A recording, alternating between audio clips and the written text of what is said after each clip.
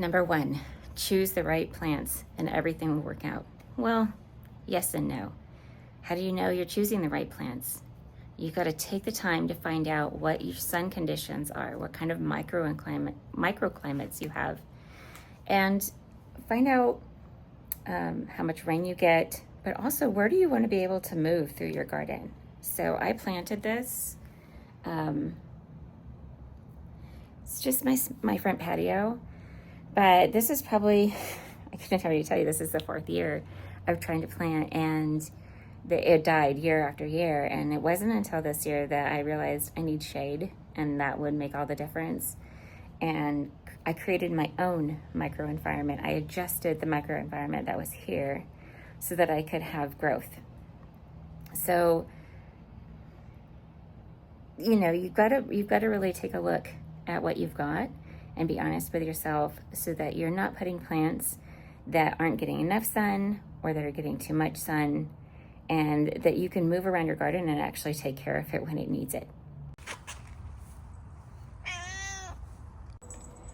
Number 2, plant natives, drought-tolerant plants, or whatever is at your big box store that you can get a hold of.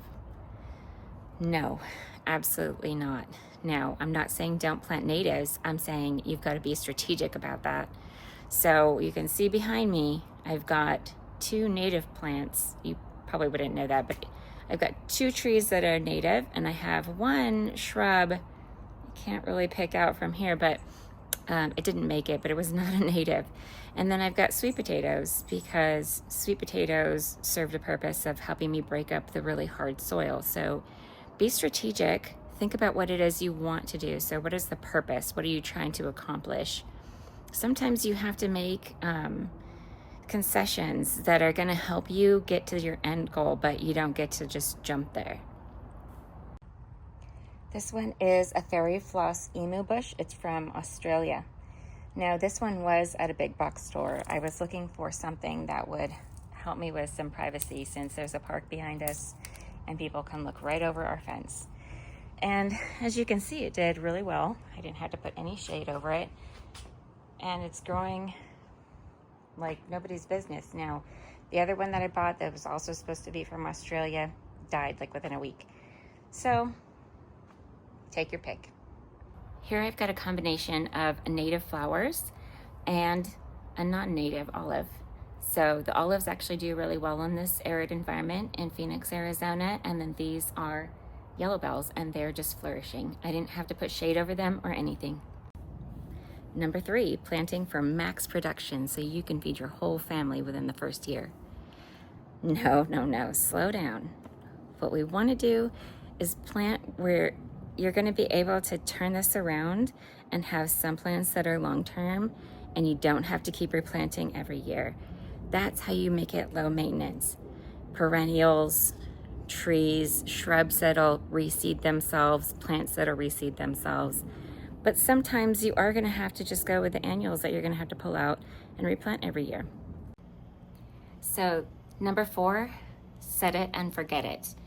Well, okay, that's what we all want. That's the goal, right? But that might not be what happens at first.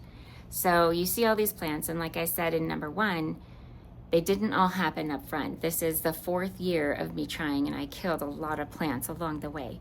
So what you want to do is you want to hand water it first.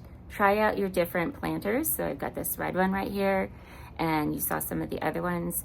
You might be able to see, I tried a bird bath, my cute little bird bath, and then you can see some of my other planters that can also be your raised beds.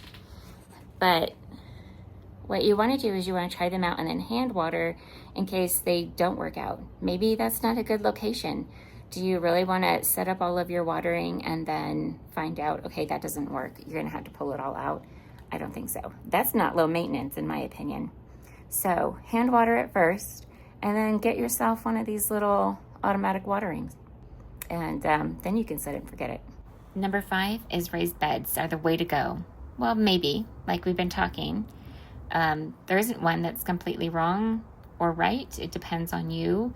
So these are the raised beds that I put in. They're 11 inches tall. Here's another one that I have that waters from underneath. Now, planting in the ground might be a better solution for you, because then you can be fixing your soil for the long term. Now, I wish I could say all my ducks were in a row. These just happened to line up for me. This is what my backyard looked like before I got started.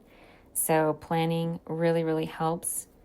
Spend whatever time you have to ahead of time. Now, this is the corner that I was telling you about. And this is where I would talk about number 7, which is testing your soil, adding amendments. You see those 2 little strips of plants? That's where these plants right here started. Back in that corner, all of that was just from those 2 little strips. So you don't need to make huge efforts to amend everything to get this kind of a return. Now, I haven't gotten the sweet potatoes out of the ground yet, but I think you can see it did pretty well.